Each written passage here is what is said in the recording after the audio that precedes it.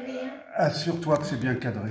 On ne peut pas tout savoir sur le Brésil et les Indiens, mais juste ce qui t'intéresse.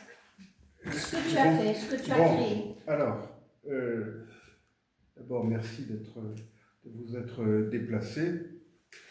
Cette exposition, je vais reprendre un petit peu de mémoire le texte que j'avais préparé pour les obsèques de mon père, pour vous faire part de sa tristesse. Même s'il ne s'est jamais plaint, il ne s'est jamais exprimé là-dessus, je pense que mon père a souffert d'un manque de reconnaissance. Quand je dis reconnaissance, c'est reconnaissance du public. Comme beaucoup de... En 30 ans de travail à Bastia, en tant que peintre, il n'a jamais pu exposer dans une galerie bastiaise. Ou une galerie ajaxienne, parce que c'est la même chose. Hein. Pourquoi? Et je sais que notre amie Annette apprécie aussi, bien sûr, l'art moderne, l'art contemporain. Ça dépend, hein. Je n'aime pas l'art conceptuel. Mon père et moi, bon, j'y connais rien. Non, je ne peux pas dire que j'y connais rien, parce que j'ai quand même vécu avec mon père, donc je ne peux pas dire que j'y connais complètement rien. Mais c'est vrai que mon père et moi, on n'a jamais compris l'engouement autour de quelqu'un comme M. Soulages. Tout le monde s'extasie, il est de bon ton de s'extasier. Je trouve que votre t-shirt, monsieur, est plus beau. Non, il est plus beau que le tableau de Soulages. Qu'un tableau de Soulages, parce qu'au moins il y a du blanc et du rouge. Et un tableau complètement noir, j'ai du mal à saisir. Bon, je suis peut-être un ignare, un barbare. Non, c'est ce qu'on appelle l'art conceptuel. Et ça, c'est terrible. Je trouve qu'il y a du snobisme là-dedans, un peu de snobisme. Hein. Bon, enfin bref, pour ne pas la citer, il y a la galerie Noir et Blanc à Bastia. Mon père s'est déplacé plusieurs fois pour parler avec la dame. Et on ne peut pas dire qu'elle l'ait jeté dehors, hein, mais visiblement, ça ne l'intéressait pas. Il l'a invité à venir visiter son atelier, à jeter un coup d'œil à ses œuvres, mais visiblement, ça ne l'intéressait pas. Or, cette dame, la galerie Noir et Blanc, depuis quelques années, est devenue la grande galerie de Bastia. Ils font un vernissage par semaine. Je reçois toujours les invitations. Et c'est toujours des choses de l'art moderne. Et je raconte dans mon livre Caliste, que j'ai apporté, qui est sur la table, un épisode que j'ai vécu avec mon père. Nous étions à un de ces vernissages à Bastia, à la galerie Noir et Blanc. Et c'était une exposition qui avait pour thème l'écologie ou la protection de la planète. Enfin, c'était un thème tout à fait valable, tout à fait louable. Et elle avait un certain nombre d'artistes qui avaient exposé. Et donc, mon père et moi, on regarde. Et il y avait beaucoup de collages avec des morceaux de bouteilles en plastique, avec des choses comme ça. Enfin, bon. Et on tombe en arrêt devant l'une de ses œuvres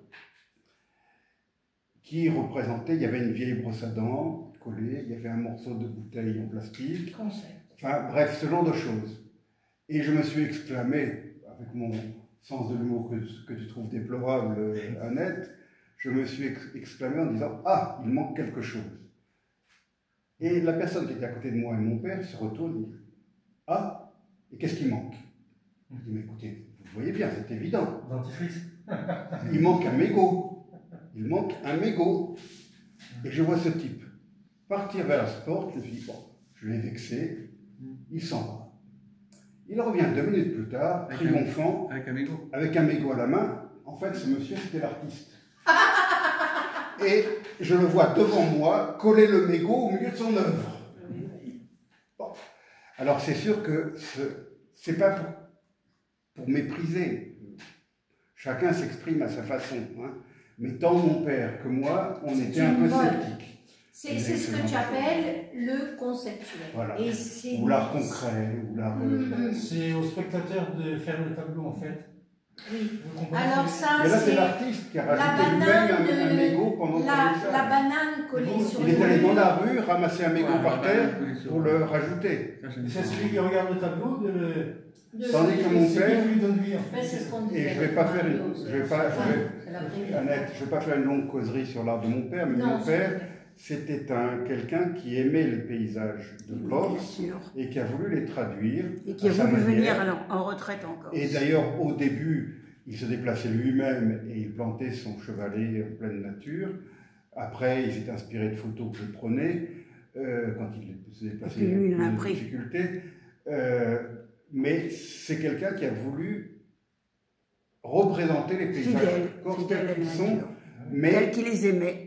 Ce qu'on peut dire de mon père, c'est qu'il avait une bonne maîtrise de la lumière si particulière de la Corse, que ce soit la lumière d'automne ou la lumière du printemps.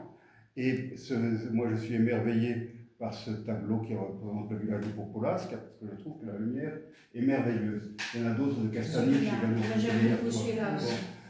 Et voilà, c'est ça mon père. C'est ça mon père. Il a fait d'autres, comme vous le savez monsieur, il a fait d'autres trucs, d'autres tableaux qui ne sont pas dans ce style-là, mais il est resté, sa ligne de conduite en tant qu'artiste pendant 30 ans, ça a été les paysages de Corse. Il a voulu rendre le plus fidèlement possible ce qu'est la Corse. Et c'est très prétentieux ce que je vais dire, très prétentieux de mon père.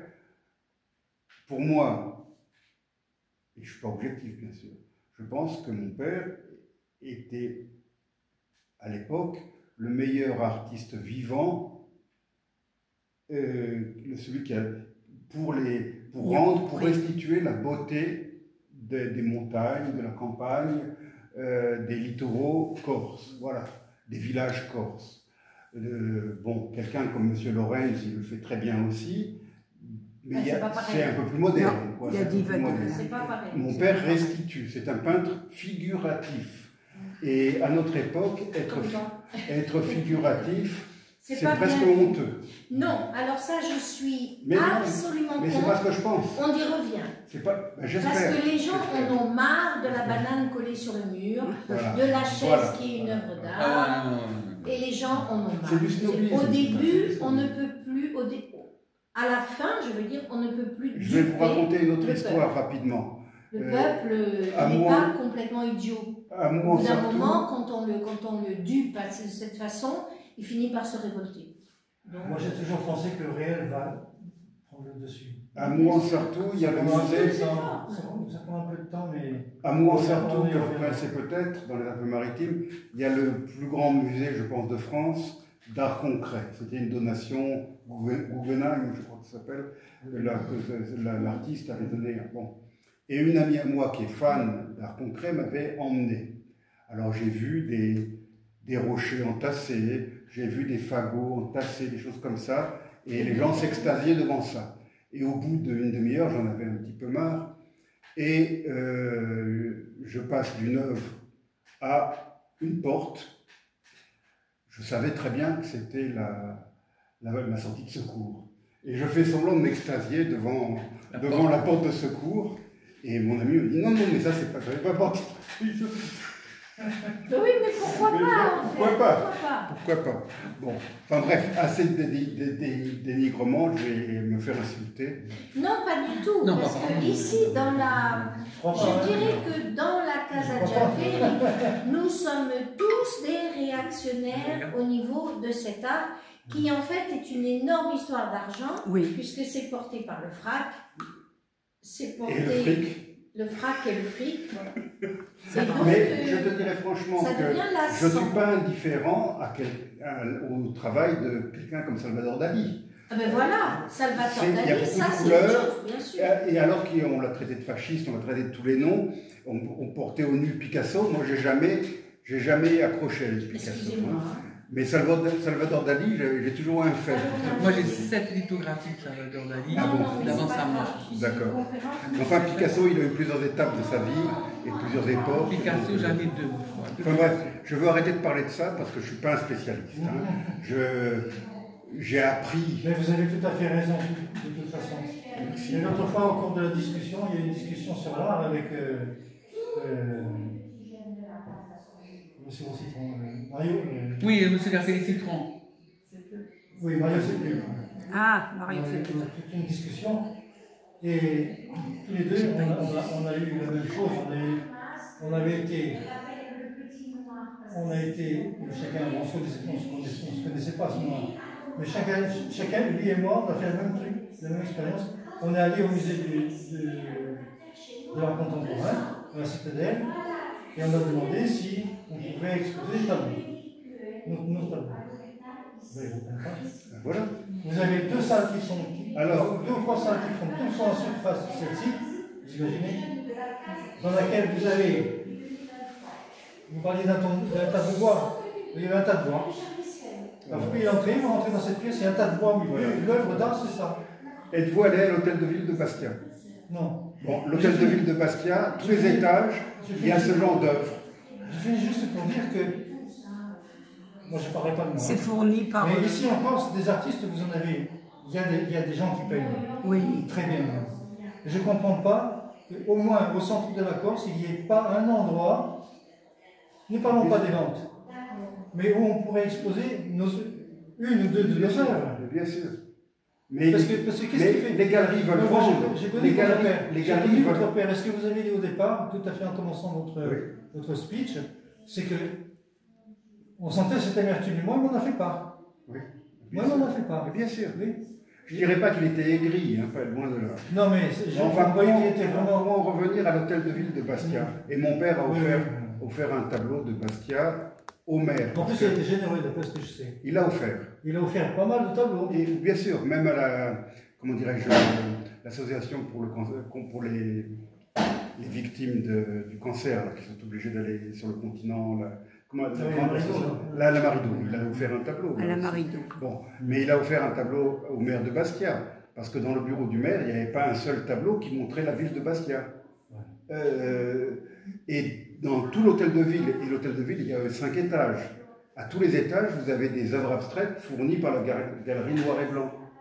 Et c'est des taches noires sur fond blanc, des taches blanches sur fond noir. Bon, mais est-ce l'hôtel de ville, ça devrait être, comment dirais-je, l'ambassade de Bastia. Quand il y a des visiteurs qui viennent, il faut que l'hôtel de ville montre ce qu'est Bastia. Donc, présenter des œuvres qui ne représentent, je ne veux pas dire qu'ils ne représentent rien, mais qui ne représentent pas Bastia, c'est dommage. C'est dommage, voilà. Et c'est pour ça que mon père a offert un tableau au maire de Bastia, pour qu'au moins il y ait un tableau. Et il a été très content, il le garde dans son bureau. Ben, j'espère. Voilà, mais personne ne le voit. J'espère. Il faut parler à M. Satellite pour voir si on voit voilà. le tableau. Et encore, j'en suis pas sûr. Bon, enfin, bref, ça c'était pour le chapitre sur mon père. Je ne veux pas en dire plus. Maintenant, pour continuer sur mon propos, vous connaissez l'histoire de Pierre et le loup, hein, à force d'appeler au loup, de crier au loup, on n'y croit plus. Et mon père, ça faisait des années qu'il nous disait qu'il était arrivé à la dernière extrémité. Il nous disait, comme il dit son expression, qu'il était sur la dernière marche. Il ne passait pas une journée sans qu'il nous le dise. Oui. Donc... Il sentait sa vie partir petit à petit. Oui, mais d'accord, mais ça faisait des années qu'il le disait. Ah oui, ça faisait des années. Et moi, je l'engueulais gentiment, en disant que, bon, je lui ai même dit, statistiquement, tu as certainement raison. À ton âge, tu es certainement plus proche de la fin que du début. Je lui ai dit. Hein? Oui. Donc, statistiquement, il avait plus de chances de trépasser qu'un jeune de 20 ans. Et encore que dans les banlieues d'aujourd'hui... il n'y a pas que la route. Hein. Je parle des banlieues. Bon. Non, même ici... mais donc, je le charriais gentiment, hein, en lui disant qu'il nous saoulait un peu de nous dire tous les jours qu'il était arrivé à la dernière extrémité. Et ce voyage au Brésil, j'y pensais depuis longtemps. Comme l'a dit Annette, j'ai monté un projet tout seul au début, puis après d'autres m'ont rejoint pour créer une école dans une tribu d'Amazonie qui n'est en contact avec le monde extérieur que depuis 1974. Avant, ils vivaient dans l'isolement total, sans aucun contact avec le monde extérieur. D'ailleurs, la meilleure preuve, et je peux vous en apporter la preuve, je ne l'ai pas apportée aujourd'hui, mais j'ai des arcs et des flèches de cette tribu. Les pointes de flèches sont en bois, ce qui prouve bien qu'ils n'avaient pas découvert le métal encore. C'est vrai qu'il n'y a pas de pierres ferrugineuses dans la grande forêt, donc ça leur était difficile. Leurs pointes de flèches sont toujours en bois. Aujourd'hui, ils ont des instruments de cuisine qui viennent de la ville, en métal, etc. Mais ils ne connaissaient pas le métal jusqu'en 1974. Et bon, les circonstances, je ne veux pas revenir sur les circonstances, ça serait trop long, font que j'ai été en contact avec ce peuple et que j'ai découvert qu'ils n'avaient pas d'école. Donc j'ai eu envie de les aider, non pas à créer une école, mais au moins à acheter des cahiers, etc. Et puis j'ai mis ça, et puis le bras est parti. Je me suis retrouvé de plus en plus impliqué. J'en suis venu à créer cette association Corsica Amazonia. Et nous avons déposé, quand je dis nous, c'est bien prétentieux parce qu'on n'est que 2 ou 3, nous avons monté un dossier pour la municipalité de Bastia, qui ne nous a pas répondu, et pour la collectivité de Corse, qui a bien voulu nous financer. Au début, on avait demandé 15 000 €, on nous a promis à la fin un peu moins de 5 000, et on nous a donné la moitié, et la deuxième moitié doit être payée plus tard lorsqu'on aura fourni la comptabilité pour les dépenses de la première moitié. Mais attention, c'était pour 2024. Or, lorsqu'on a eu la subvention, on était à la fin de 2025. J'aurais dit, écoutez... À la fin de 2024. À la fin de 2024. J'aurais dit, écoutez, je ne peux pas dépenser pour dépenser. Moi, je veux être sûr de ce que je fais avec cet argent public. Donc, je veux aller sur place, mais un voyage au Brésil, ça ne s'improvise pas. Quand j'ai eu la réponse positive de la collectivité, on était fin novembre. On a eu l'argent la veille de mon départ au Brésil, à la mi-décembre, je dirais, ou vers le 20 décembre. Et ça va pas? On a obtenu de justesse une autorisation pour dépenser une partie de l'argent en 2025. Donc c'est comme ça que je me suis dit, c'est ça qui m'a amené à partir le plus vite possible. Et bon, je savais que mon père n'était pas bien, mais encore une fois, c'est l'histoire de tirer le loup. Et je me suis dit, si je reporte, eh bien peut-être que je ne pourrais pas partir au Brésil, parce que le jour où cet événement funeste se produira, eh bien, je ne pourrais plus utiliser l'argent. Donc je suis parti au Brésil. Je suis parti au Brésil, j'ai payé moi-même le billet d'avion, je n'ai pas utilisé l'argent de la collectivité pour me payer le billet d'avion. Je suis parti en bateau depuis Bastia pour Marseille. J'avais trouvé un billet d'avion, je dirais pas trop cher, c'est pas vrai qu'il n'y a pas de billet pas trop cher, mais un billet moins cher que les autres. Au départ de Marseille, Paris, Sao Paulo, Cuiabá, donc tout ça dans la foulée. Quand je suis arrivé, j'ai perdu une journée à l'aéroport de Marseille, j'ai téléphoné à mon père, il était enjoué, ça allait bien, il m'a encouragé à continuer, et j'ai donc continué. Le soir, j'étais à Roissy, j'ai pris l'avion, et arrivé à Sao Paulo, au bout de 11 heures d'avion, c'était le lendemain donc, j'ai reçu un bref message, parce que je devais courir pour rattraper ma correspondance, que mon père avait été envoyé aux urgences. Mais là, j'étais en transit à Sao Paulo, je ne pouvais pas m'arrêter là. J'ai failli louper l'avion, d'ailleurs, parce que la correspondance est très juste, pour Cuiabá. Cuiabá, c'est la capitale du Mato Grosso, c'est dans le Far West brésilien. Arrivé à Cuiabá, en sortant de l'avion, je reçois un message d'amis qui me disent que mon père est décédé. Alors là, que faire? Bon, en dehors du choc, bien sûr. Que faire? J'avais une valise énorme, pleine de matériel que je devais remettre à l'école, au fin fond de la grande forêt. Si je devais rebrousser chemin tout de suite, peut-être qu'en discutant avec la compagnie aérienne, qui n'était pas Air France, parce que Cuiabá, c'est pas Air France, c'est là une compagnie locale, peut-être que j'aurais pu repartir le jour même. Peut-être, et encore, je n'en suis pas sûr. Mais de toute façon, vu ce long voyage que j'avais fait, j'arrivais trop tard pour les obsèques, puisque les obsèques étaient prévues le 31 décembre. Donc je me suis dit, mon père est décédé, je ne peux pas le revoir, et si je rentre tout de suite, je reviens avec le matériel que j'ai transporté depuis Bastia, et j'arriverai après les obsèques. Est-ce que ça vaut vraiment le coup? Et je me suis dit que ce n'était pas ça qu'il aurait souhaité. Donc j'ai poursuivi ce voyage. J'ai pris le soir même un autocar de nuit pour aller, 12 heures de bus après ça, pour aller à Vilaine, dans l'état de Rondônia, où j'ai retrouvé mes amis Enawe, c'est le nom de ce peuple. On a passé 3 jours ensemble à Vilaine. J'ai suivi de loin les obsèques de mon père grâce à WhatsApp. Des amis étaient là, m'ont envoyé des morceaux de vidéo en direct quasiment. Nous aussi, on a suivi. Etc. Bon, j'avais tenu à me trouver dans une église catholique à l'heure des obsèques. Il y a un décalage horaire entre les. On a un décalage horaire important. Donc, les obsèques, c'était l'après-midi, c'est ça? Attends, non, c'était le matin. Les obsèques, c'était en fin d'après-midi. C'était en fin d'après-midi. Enfin, pour moi, c'était le matin. Donc, j'étais dans une église, dans un sanctuaire brésilien de Vilaine, j'ai suivi les obsèques comme ça. Nous avons acheté du matériel scolaire en ville, et au bout de 3 jours, on est parti pour le village. Et là, ça a été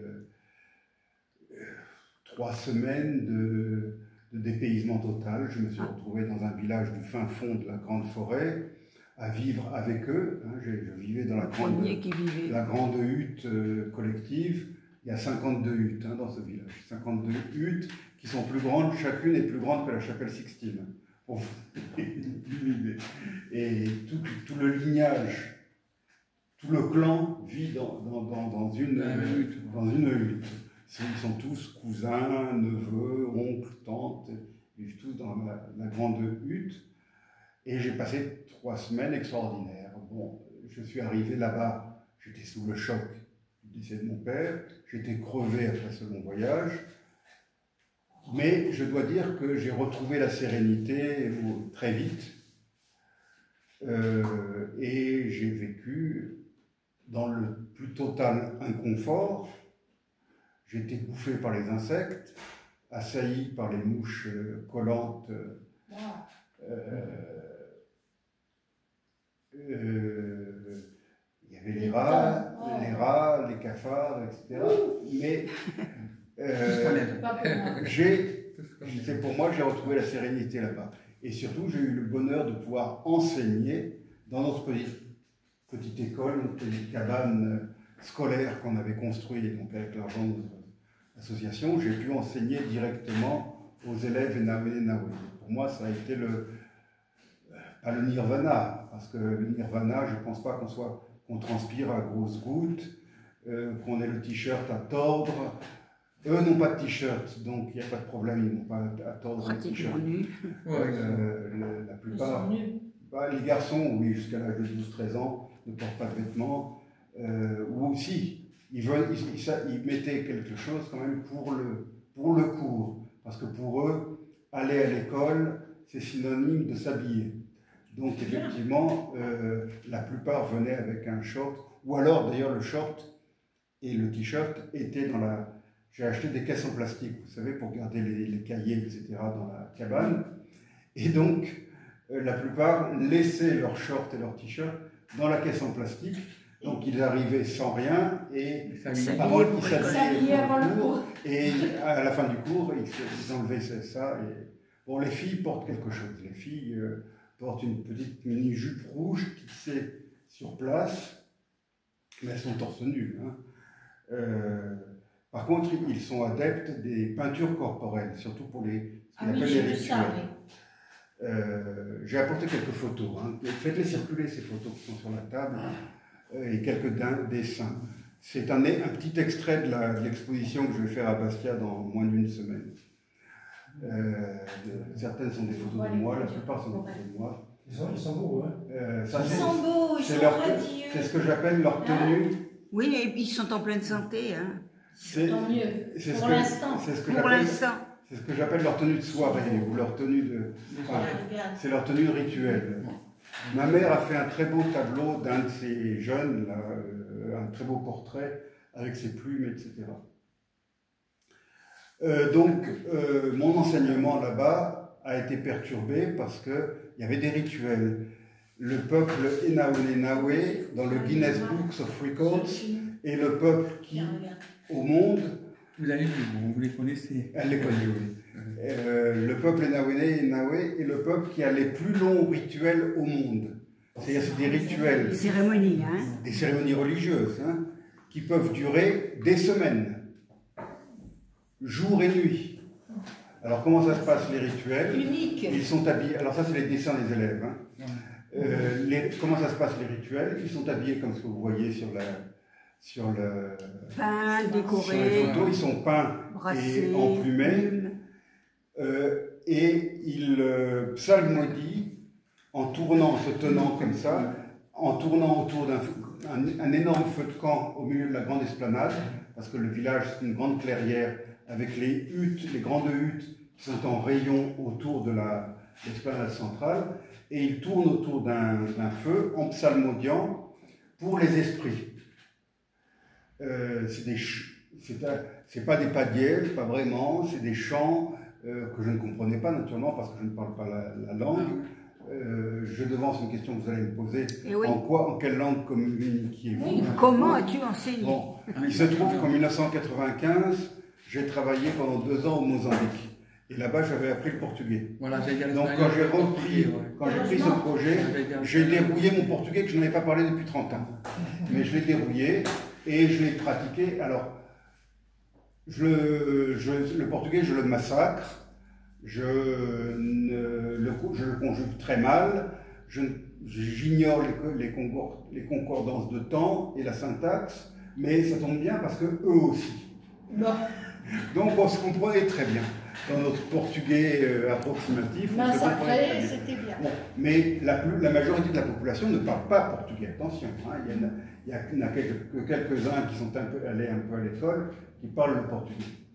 Et au début que je donnais cours, j'avais quelqu'un dans la salle qui traduisait mon propos en langue arawak.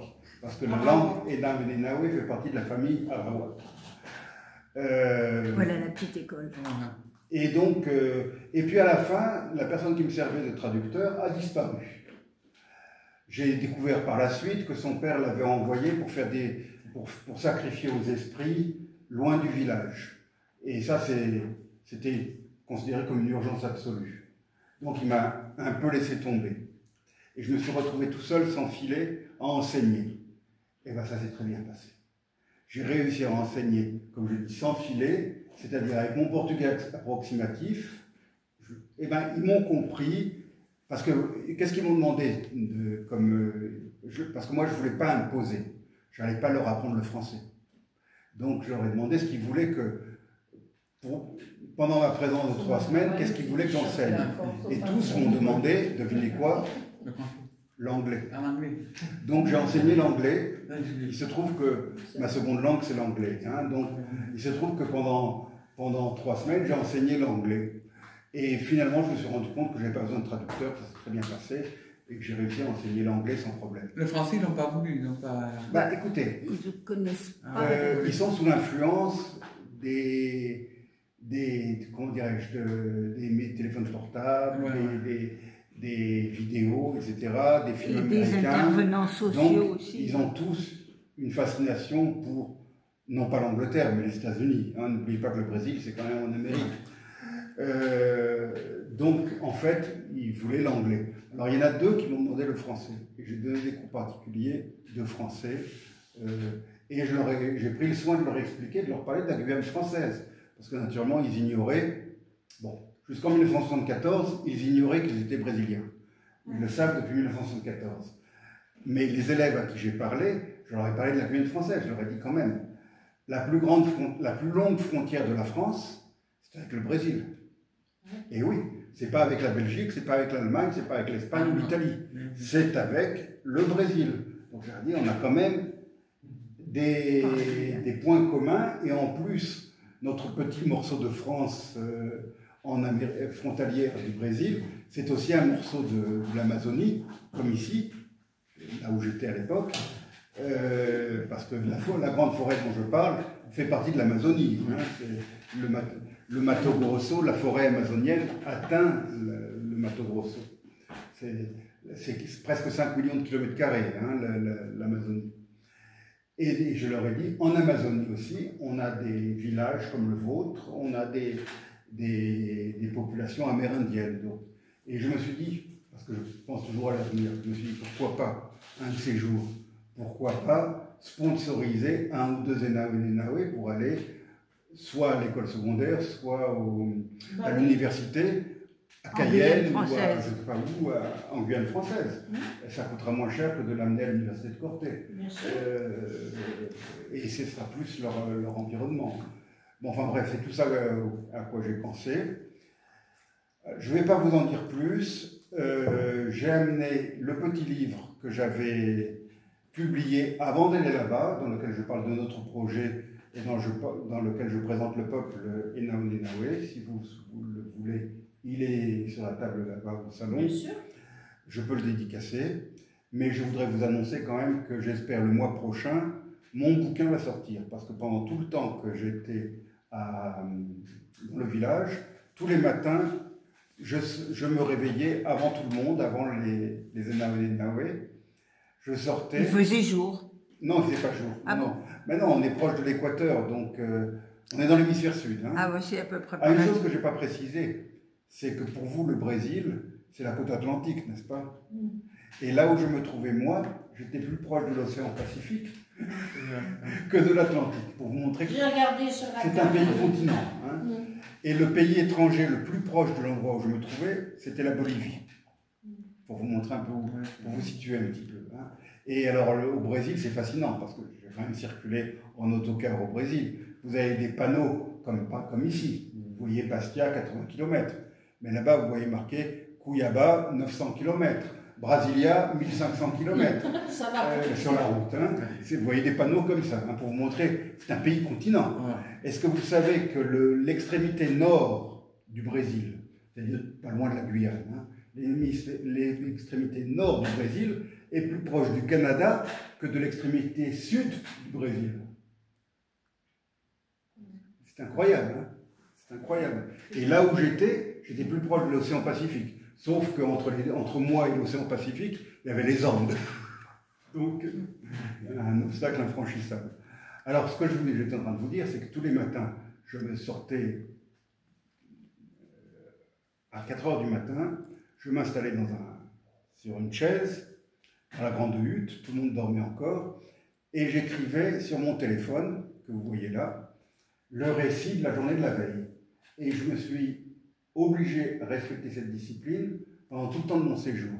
Ce qui fait que quand je suis rentré à Bastia, j'avais déjà mon récit de 3 semaines de séjour. Alors, depuis que je suis rentré à Bastia fin janvier, j'ai retravaillé, parce que alors là, j'ai jamais vu autant de fautes de frappe dans un document que là. Parce que j'écrivais dans l'obscurité de la grande hutte, et puis écrire sur un téléphone, c'est pas comme un ordinateur. Donc des fautes de frappe invraisemblables. Donc j'ai beaucoup de travail, puis il y avait des répétitions, il y avait des reliques et tout. Donc j'ai dû le remettre en forme, et puis j'ai rajouté des chapitres pour présenter le peuple Nawe, pour raconter mon voyage aller, mon voyage retour et tout. Ça a fait un bouquin. Alors, j'ai pas voulu le publier dans ma maison d'édition, parce que je voudrais que ce livre, que j'ai intitulé à la rencontre des Enawe, je voudrais que ce livre touche un plus grand public, un public plus large que les quelques librairies, on en a de moins en moins malheureusement, corse. Donc mon manuscrit a été accepté par un éditeur parisien qui s'appelle Maya, comme Maya l'abeille, hein, je vois. Mais c'est un I très bas. Je ne peux pas vous dire si c'est un bon éditeur ou pas. Mais ça marche par précommande, c'est ça? C'est ça qui me déplaît un peu. C'est ça qui est terrible. Là, ils ont mis en ligne, sur Internet, quoi. Sur Internet, une présentation de mon bouquin, et à charge pour moi et pour d'autres de partager ce truc pour qu'il y ait des précommandes. Mais malgré tout, le livre sortira. Le livre sortira. J'ai signé un contrat et tout. Bon. Mais je ne peux pas dire à quelle date. Mais je vous encourage malgré tout, pourquoi pas, parce que si vous le précommandez, vous aurez votre nom. Bien sûr, bien sûr. Dans les remerciements à la fin, ou au début ou à la fin du livre, il y aura votre nom. Bon. Ça, c'est la carotte qui fait avancer l'âne, vous savez. On essaye, mais c'est effectivement très difficile à l'heure actuelle de trouver un éditeur. Oui. Alors, évidemment, il y a l'Harmattan. L'Harmattan était prêt. Je pense qu'il était prêt voilà. Mais ces conditions ne sont pas. J'ai travaillé avec l'Harmattan pour mon premier livre en 2003. C'est des contrats léonins. J'étais prêt à retravailler avec eux parce que c'est pas pour l'argent, je cherche pas à gagner de l'argent. Mais je tiens, parce que cette expérience quand même unique, à la faire partager. Je tiens à la partager avec le plus grand nombre. C'est normal. Je me fiche royalement de l'argent que ça rapportera ou pas. Non, ça ne rapportera pas. De toute façon, ça mais rapportera. au moins mon bouquin sera référencé. Et ça ne rapporte pas à l'éditeur, ça à quoi D'ailleurs, ni à l'éditeur, ni au moins mon bouquin sera référencé plus que nationalement, dans tout le monde francophone, et pourra être commandé par n'importe quelle librairie de Bruxelles, de Lausanne ou de Bordeaux. Parce que vous avez beaucoup des écrivains corses, des fois, moi j'ai vu souvent, j'en connais, ils disent qu'ils préfèrent un éditeur du continent qu'un éditeur corse, parce que le livre sur le continent est plus... C'est mieux diffusé. Elle est plus ouverte. Il faut voir si c'est vrai ou pas, c'est pas vrai. Mais le problème, c'est que les éditeurs corses ont fait une sorte de carapace autour d'eux. C'est-à-dire que si vous n'êtes pas dans la ligne, vous ne publiez pas. Donc c'est complètement les éditeurs corses, c'est que des trucs corses. Vous ne verrez pas d'éditeurs corses publiés. Ça dépend, les polars, il y en a qui publient des polars. Ouais, mais des polars, mais c'est tout. Vous avez la DCL, vous avez aussi... comment ça s'appelle? Clémentine aussi. Oui. Bon, enfin bref, j'ai fait ce choix. Moi, pas depuis que j'écris, parce que j'écris quand même depuis presque autant de temps que mon père peignait, mais ça fait quand même pas mal d'années. C'est mon 12e livre qui va sortir. J'ai publié plusieurs livres, dont le livre d'Annette. C'est vrai. Mais qui ne sont pas disponibles au niveau national. Et là, quand je dis national, je veux dire national français. Et d'ailleurs, la France, c'est pas la France qui m'intéresse, c'est le monde francophone. Le monde francophone est au-delà. Le monde francophone a beaucoup plus de chances de publier ton livre. Et j'aimerais que mon livre soit disponible au Canada. Et d'ailleurs, en Belgique. En Belgique, en Suisse et en Afrique. Et alors, j'ai été très surpris l'autre jour parce que mon partenaire, entre guillemets, Enaoui Naoué, qui s'appelle Iho Lalare, je lui avais envoyé le lien du site de Maya, dans lequel il y a un extrait du livre. Et c'est le passage où je raconte mon arrivée au village. Et je le signale à mon ami, enfin, c'est difficile d'appeler oui, c'est un... Il a 22 ans, j'en ai 65, ils ont mon partenaire Ivo Lavaré. Je lui ai dit, mais de toute façon, tu ne comprendras rien, c'est en français. Je lui ai écrit ça en portugais, on communique par WhatsApp. Il me renvoie aussitôt la traduction de mon extrait qui était sur le site. Il l'a mis dans je ne sais quel traducteur. Je lis la traduction en portugais. C'était pas mal du tout. Je lui ai dit, écoute, continue le travail, comme ça on va pouvoir le publier au Brésil. Et... Je lui ai demandé s'il avait utilisé Google, il m'a dit non, il a utilisé autre chose de mieux. Parce que Google, je lui ai cité l'exemple, je lui ai fait une phrase complètement stupide, je lui ai dit par exemple, si j'écris en français, j'ai mis ma chemise blanche pour aller au bureau, pour aller déposer la chemise avec les documents. J'ai fait cette phrase. Ah, les deux chemises. Bon, en français, on a deux mots, chemise. Et ça, Google est incapable de discerner la nuance. Mais ChatGPT, oui. Donc en fait, il a utilisé... Alors, je ne sais pas ce qu'il a utilisé au fin fond de l'Amazonie, je ne sais pas ce qu'il a utilisé, mais la traduction était pas mal. Alors, je lui ai dit de continuer le travail et qu'on verra. J'aimerais bien qu'il soit effectivement publié en langue portugaise. J'aimerais bien que mon livre soit publié en portugais avant l'anglais, bien sûr. Puisque je parle du Brésil, c'est normal. Alors, pour conclure mon propos, je voulais vous inviter à la véritable conférence que je vais donner vendredi prochain. Vendredi prochain, c'est un grand événement à Bastia. J'ai dit que je n'avais pas eu la subvention de la municipalité de Bastia, mais au lieu de me donner une subvention, ils m'ont fait un beau cadeau. Ils nous ont fait un beau cadeau. Ils m'ont donné, entre guillemets, l'auditorium du musée pendant une journée.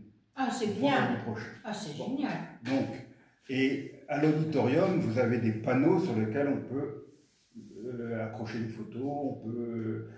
Donc, je vais faire une exposition d'artisanat, Enaoui Naoué, 2 photos, 2 dessins d'élèves que vous voyez là, Oui, c'est bien. d'objets artisanaux dont j'ai quelques-uns colliers. ici. Fais voir, fais voir. Collier Ils brésilien. seront exposés, ça. Je vais essayer de me les Mais décrocher. c'est super. Qu'est-ce que Bon. t'en penses, Ça, Clara? tout ça, C'est c'est des mignon, cadeaux. hein? Tout ça, vous pouvez vous Oh, approcher. c'est là. tout adorable, c'est adorable. Vous pouvez vous approcher. J'espérais en recevoir davantage. Ça, c'est tous les cadeaux qu'on m'a fait. Sauf un. Sauf un. Il y en a un que j'ai dû décrocher et je le raconte dans le livre. Parce que quand je suis arrivé ce soir-là, il y a Dodo Kéré, il s'appelle Dodo Kéré, ce garçon que je connais, entre guillemets, depuis des années, parce que c'était un des premiers élèves. Dodo Kéré qui était content de me voir, qui m'avait annoncé à l'avance qu'il avait un cadeau pour moi. Et quand je suis arrivé, il s'est précipité pour me mettre autour du cou un collier avec la lettre capitale D. Mais il avait sous-estimé mon encolure. Donc il a eu beaucoup de mal à l'accrocher. Finalement, il l'a accroché. Alors j'ai gardé ce D aussi longtemps que j'ai pu, pendant tout mon séjour. Naturellement, pour le faire plaisir, j'avais ce D. C'était vraiment, comment on appelle ça en Faut français? maigrir. Un rat du cou. maigrir. Un rat du cou, je crois qu'on appelle. Mais bon, ici, je ne peux pas avoir un petit D. Et quelqu'un m'a demandé, mais pourquoi tu as un D? Tu t'appelles Hervé, tu ne t'appelles pas d'Hervé? Je dis, ben oui, je sais, mais j'ai aussi des H. Et là, j'ai sorti, et j'ai aussi des H, qui étaient certainement l'initiale de la personne qui me l'a offerte, mais ça tombe bien, je m'appelle Hervé. En tout cas, c'est super. Bon. Et alors, ils m'ont, et là, je m'arrête, la dernière histoire que je raconte, ils m'ont aussi offert un bracelet. Ah, je l'ai pas Fait, mais si, c'est celui que tu as porté pendant tout Oui, le mais temps. je ne l'ai pas apporté. Oui. Fait avec la même matière. Mais là aussi, ils avaient sous-estimé. C'est quoi comme matière en fait? C'est des petites perles. Je Ah, pense. c'est du plastique. Des petites perles. Du plastique, Des c'est micros. trop. Des micro-perles. On dirait des... Comment on Des dit? mosaïques. Ça Oui, fait- de la mosaïque toute petite. Mais je vais en recevoir des d'autres. Scooby-Doo, tu Écoute, sais, mais tout petit. Pour tout te dire, Annette, j'avais commandé une vingtaine d'autres de ces colliers, pas comme cadeau, mais que j'aurais payé. Oui. Et le jour où je suis parti, il n'était pas prêt, donc je suis parti sans. Et je ne l'ai toujours pas reçu. J'espère les recevoir un jour. Il y en avait un qui était destiné. Oh, c'est gentil. Avec, Je le porterai avec amour. avec, bien sûr, une lettre A. Ah, mais oui. Mais bon, il n'est pas encore arrivé. Donc, on m'offre ce bracelet et il fallait que je le mette tout de suite. Alors, Dodo Kéré, toujours le même, essaie de me l'enfiler. C'est lui qui l'avait fait pour Ça toi. passe pas. Non, c'était lui qui l'avait organisé, je pense. Ah bon. C'était une jeune fille qui l'avait fait, mais bon, ça passe pas, ça passe pas. Il parle en arawak pour demander quelque chose, et je vois une jeune fille qui apporte une calebasse pleine d'eau avec une savonnette. Et là, je venais de débarquer au village. On commence à me savonner le poignet Faut t'as forcé. pour faire rentrer le bracelet. Oh, Et ça mon Dieu. rentrait toujours pas. J'ai dit, écoutez, arrêtez. Faut pas insister parce que j'ai expliqué dans mon mauvais portugais, quelqu'un traduit à côté, si je le mets, après je ne vais pas pouvoir le enlever. Et oui, Donc, avec du savon. je préfère qu'on arrête les dégâts. Et j'ai offert après, enfin j'ai offert, elle n'a pas porté longtemps, mais je l'ai Si je l'ai porté un mois. Mais... remis à ma mère, ça lui va. Ah, Ça il te va. va, Marie? Voilà. Mais c'est assez dur à le Et sortir, alors il est je ne large veux comme pas. ça, hein, il est large comme Eh ça. oui. Voilà. Donc, vendredi prochain, alors comment ça va se passer? À l'auditorium du L'eau musée. du savon pour le sortir. Moi, j'y serai toute la journée. Je vais exposer dans la grande salle de cet auditorium les objets. Je vais même exposer des hamacs, parce que j'ai des hamacs. Des hamacs, c'est super. Bah, Les j'en hamacs, avais amené un vraiment, ici. Je me Les souviens. meilleurs moments que j'ai passés chez toi, Magnifique. Annette, C'était dans ton hamac. c'est dans mon hamac, c'est ta terrasse. Il s'était arrangé le hamac sur la terrasse, il était là, tranquille. Avec tous ce les panorama grandiose, j'étais le roi, vraiment. Et pendant les grandes chaleurs à Bastia, il m'arrive de dormir sur la terrasse dans mon hamac. jours. Le hamac, c'est extraordinaire. Parce qu'attention, c'est pas un hamac en toile, hein, c'est un hamac filé. Tissé, filé. Et que les femmes font sur le... Enfin, c'est des fils de coton de couleur, ils sont magnifiques. Et ça prend la forme du corps, et c'est très bon pour le dos. Bon, Non, naturellement, il ne faut pas le dormir poids sur est le ventre. réparti sur chacun des fils, donc Il faut, si vous dormez il n'y a pour le aucune ventre, pression. ne me commandez pas un hamac Nawe Nawe, vous ne pourrez pas l'utiliser. Mais on peut dormir sur le dos ou sur le côté, on dort très bien. Voilà.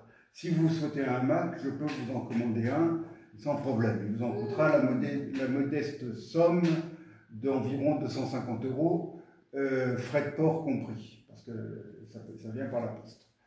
Wow. Voilà, bah oui, c'est un long travail, hein. C'est un long travail pour les femmes. Ah oui, ça, c'est un travail. Il y a des heures de travail. Hein. Et 250 €, c'est... Mon père n'a aucun tableau ici qui est à 250 €. Hein. Donc, je connais le temps qu'a passé mon père sur ces tableaux et je connais aussi le temps que mettent ces femmes pour fabriquer ces tableaux. Donc, j'ai aucun... C'est pareil, quand je suis allée en Arizona, j'ai acheté des couvertures faites main. Navarro. Ah oui, tissé main. Navarro, les bien couvertures sûr. Navarro, c'était 250 € Ah oui. la couverture et c'est normal, c'est fait main, c'est artisanal Mais- et c'est super chouette. Mais le hamac a l'avantage de pouvoir être utilisé en Corse.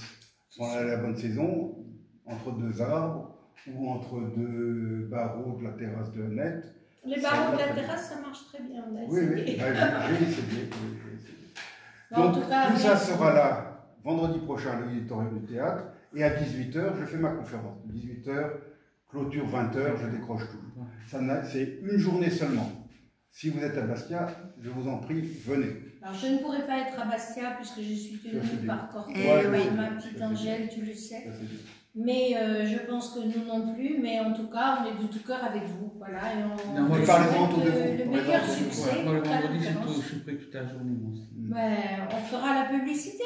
Moi, je suis au secours Voilà, populaire, c'est tout ce qu'on j'ai peut faire. l'alimentaire le vendredi, du matin jusqu'au Secours soir. populaire, monsieur Casanova, non à Bastia. Ah bah c'est Jean-Baptiste. Mais il n'est plus, il est Il parti. est plus. Non, il est parti, Jean-Baptiste. Il avait un certain âge. Ouais, il est parti, c'est Evelyne Campagnoli qui remplace D'accord. Jean-Baptiste. D'accord. Moi je suis à Corté et Je l'ai connu pour l'Arménie, c'est autre chose, pour l'Artsar, pour le Haut-Karabakh. Ah non, on ne part pas sur l'Arménie. Non, non, mais Ah non, non. J'avais Ça, connu... c'est une autre conférence. Ouais, non, il est plus Monsieur parti. Casanova. L'Arménie, Jean-Baptiste non. il est plus, ouais. Il est parti il y a ça fait un mois et demi qu'il est parti. Très bien. Donc, encore une fois, vous êtes les bienvenus vendredi prochain. En tout cas, c'est très Je vous gentil. remercie à vous, hein. Hervé, ton livre est là, à disposition. Ah oui, alors non, N'hésitez pas. ça c'est mon dernier livre, c'est Calisté, Ah oui, dans lequel je parle de la Corse. Avec Ah. justement Avec une tableau. œuvre de mon père sur la couverture. Très belle œuvre de Que je ne veux pas vendre. Alors là, vous pouvez me proposer 10 000 €, je ne le vends pas. C'est un de mes tableaux préférés. Mais tu vends le livre. Je vends le livre, mais pas le tableau. D'accord. Il y a des tableaux comme ça que je ne vends pas. Bien Il y en a sûr. quelques-uns que j'ai Bien mis. sûr. Je tiens à le garder, celui-ci. C'est l'anse de Et moi c'est le Girolamo. tableau que je veux. Il y a un intéressé. Mais vous pouvez venir le voir à Bastia, hein, je vous le montrerai. Et il est splendide, il est extraordinaire ce tableau. La couverture ne lui rend pas justice. Et il est grand, hein, il est très grand. Il n'en peut plus, il n'est pas à vendre. Regarde-le qui salive. Tout s'achète, tout se vend. Eh oui. Bientôt, vous avez 20 000. Ah, il faut que tu trouves quelque chose. Alors oui, là, mon ami, hein. le petit bouquin que je vends au profit, les bénéfices sont reversés à l'association. C'est mon petit bouquin sur les Naoué, mais que j'ai publié avant d'aller là-bas. Hein, Oui. donc, voilà. Et là, Avec vous les avez dessins, je deux de me nos souviens. élèves. Et puis, il contient des dessins d'élèves. En fait, ce bouquin, le prétexte pour écrire ce bouquin, qui fait que 60 pages, je ne sais pas quoi, c'était les dessins que j'avais reçus, que je trouvais merveilleux. Ah oui, oui, Donc, oui, franchement, merveilleux. Et alors, je tiens à rendre C'est hommage. intéressant, les dessins. Je tiens à rendre hommage à un garçon. Il s'inspire des dessins d'enfants. Je tiens à rendre hommage. Oui. Annette, je tiens à rendre hommage à un garçon Naoué qui s'appelle Donalis. Ah, il dessine. C'est l'auteur des 2 dessins que vous voyez là, mais il avait que 12 ans quand Je il ne a sais fait pas ces si j'ai dessins-là. 15 € dans la voiture. Depuis, il a fait des dessins qui sont encore plus merveilleux que ceux que j'ai encadrés Il là. a fait des progrès Il est encore. très doué ce garçon, très très doué. Et ça c'est un de ceux que j'aimerais bien éventuellement envoyer en Guyane ou ailleurs pour approfondir, parce qu'il a vraiment un talent fou. Et donc vous retrouvez certains de ses dessins dans ce petit livre. Ah ben, le tableau que j'ai fait, c'est ça. Et moi, ma mère s'est inspirée C'est avec de cette photo C'est toi qui pour l'as faire fait, ça. son portrait, Vous avez vu les aquarelles? qui sera exposé aussi à l'auditorium du musée. Vous avez vu les aquarelles là-haut de Marie? Oui, mais Dans la après, chambre encore. rose? Donc, Joli, hein? voilà ce petit bouquin, il ne coûte que 13 € et les bénéfices sont reversés à l'association. À l'association. Voilà. Eh bien, Hervé, merci pour cette magnifique Avant de présentation. clôturer, On te remercie. il faut quand même qu'on Déjà montre les tableaux et l'assistance. Ah oui, oui, oui. Voilà. C'est important. De très beaux tableaux et on est heureux Ah non, ce ça, soir qu'ils aient trouvé preneur pour certains d'eux. Et on va terminer peut-être avec le portrait de mon père. Oui, le portrait de ton papa. Je vais montrer quand même l'anse de Fornali, là où Jean d'Ormesson batifolait dans l'eau. Et jamais il a explosé. Exactement. Mon Dieu, qu'est-ce que la Corse a donné comme lieu pour les... Pourtant, sur Corté, il y a l'hôpital qui le voit, après qu'on détruise. Et sur Ajaccio, pareil. Mais on n'a pas de la discipline, il cette histoire. Oui, il avait déjà fait une petite expo, mais c'était le début. Voilà, on termine avec le personnage principal de cette exposition, mon père. Voilà les amis, je vais partager cette petite causerie improvisée sur YouTube, sur RVTV. N'oubliez pas de vous abonner à ma chaîne. À bientôt.